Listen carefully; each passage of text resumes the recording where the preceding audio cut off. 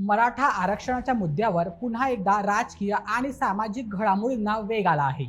मराठा आंदोलक मनोज जरांगे पाटील यांनी 29 ऑगस्ट पासून निर्णायक आंदोलन करण्याचा इशारा दिला आहे. सरकारने मराठा समाजाच्या मागण्यांवर ठोस निर्णय घ्यावा अशी त्यांची भूमिका आहे. याच पार्श्वभूमीवर मराठा आरक्षण उपसमितीचे अध्यक्ष राधाकृष्ण विखे पाटील ॲक्शन मोडमध्ये आले आहेत.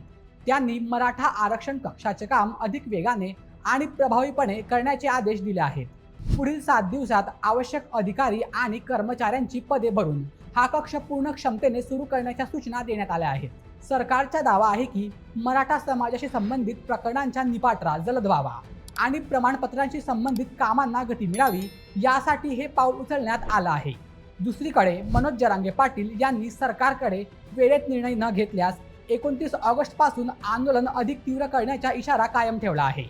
आता सर्वांचे लक्ष सरकार पुढे कोणता निर्णय घेणार आणि 29 ऑगस्ट पूर्वी मराठा समाजाच्या मागण्यांवर तोडगा निघणार का याकडे लागला आहे. तर मित्रांनो, तुम्हाला काय वाटतं? मराठा आरक्षणाचा प्रश्न आता सुटणार की पुन्हा एकदा राज्यात मोठं आंदोलन पाहायला मिळणार? तुमचं मत कमेंटमध्ये नक्की सांगा आणि अशा व्हिडिओंसाठी आपल्या बोलेमेच्या YouTube चॅनलला सबस्क्राईब करायला विसरू नका.